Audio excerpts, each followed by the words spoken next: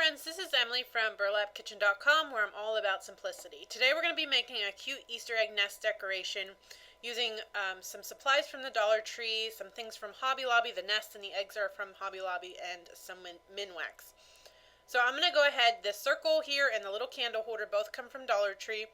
I'm going to cut the tag off, and I'm going to go ahead and put a rubber glove on just so I don't get stain over my hands. And I am going to stain this wood circle. Like I said, I got it at the Dollar Tree in the craft section. So I'm just going to pop this top off. I gave it a little shake. You could use antique wax here if you wanted to. Sometimes I just prefer the color of the Minwax. So I'm going to use an old rag, and I'm just going to dip it into my stain and then just sort of rub it on and then rub it off. I want to make sure I get along the edges good, because that is probably the side that we're going to see the most, that will be the most visible. So I'm going to go ahead here and do the back. I'm just going to rub that on and then rub it off. And like I said, it's important to wear gloves when you do this, or you will have stain all over your hands and it will stay there for a good week or two. So that looks pretty good to me. I'm just going to take my heat gun here and give it a quick dry. I get a lot of questions about my drying gun. It is a heat gun, and I believe it came from Amazon, I want to say. One of my sweet followers had sent it to me. So now I'm taking some wood beads. I also found these on Amazon, and I am just hot gluing them all around the rim of the little circle that we just stained. And I was going to paint these first, I was going to stain these first, but then I realized it's going to be much easier for me to glue them on and stain them as one piece than each individual little half circle. And this very last one that I put on, I had to use a smaller wood bead just so it fit. I just put that in the back so it's not visible. Okay, that looks good to me. Now I'm going to go ahead and put my gloves back on and rub this stain over these wood beads. It doesn't have to be perfect. It's meant to be rustic looking. Now I'm going to take some chalk paint. This is, I don't even know the brand. I can't see it in the can here. I want to say it's Folk Art maybe.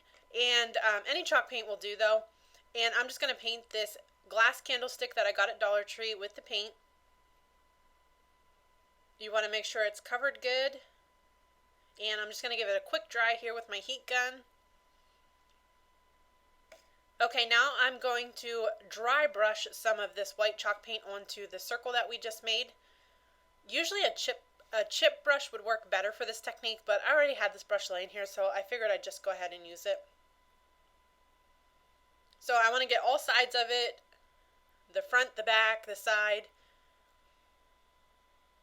That looks pretty good. So now I'm going to just rough it up with a little bit of sandpaper on any of the spots that I think I got too much white, and just give it a little touch up there.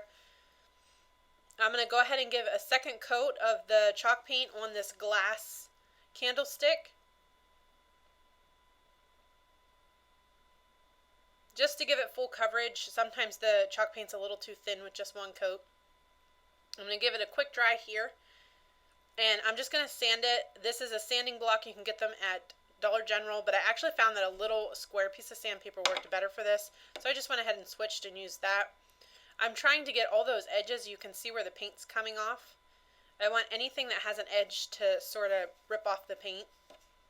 And now I'm going to go ahead and I'm going to take my Minwax and a foam brush. These are fairly cheap. You can get them just about anywhere. And I'm just going to touch up on all of those places where I rubbed the paint off. This is just going to give it like a really antique, rustic type look. And I took my pouncer just to sort of add a little more texture to it with the antique wax. So now once I'm finished here, I'm going to go ahead and dry it. Make sure it's nice and dry.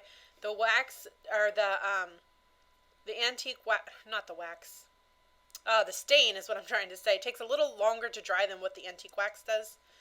So now what I'm going to do is just put some hot glue here on the top. And then you could add some E6000 too along with your hot glue for an extra hold. And I'm just going to glue that into the center. I'm taking some of the green moss that I got at Dollar Tree, and I'm going to go ahead and just hot glue that around the rim of this little, boy, I don't know what to call that, this cute little decoration. I'm just going to go ahead and hot glue some moss around that, just like that. And these candlesticks are so fun to work with. Anytime you see them, I would recommend grabbing one or two just to craft with. And then I'm going to go ahead and hot glue that bird's nest in there. I got the bird's nest at Dollar Tree and the egg, or not Dollar Tree, excuse me, Hobby Lobby, and the eggs came from Hobby Lobby also. And I'm just going to hot glue them right into that nest with a little more moss. And that is it, guys. How adorable is this craft? For more great ideas just like this one, please visit burlapkitchen.com. Thank you.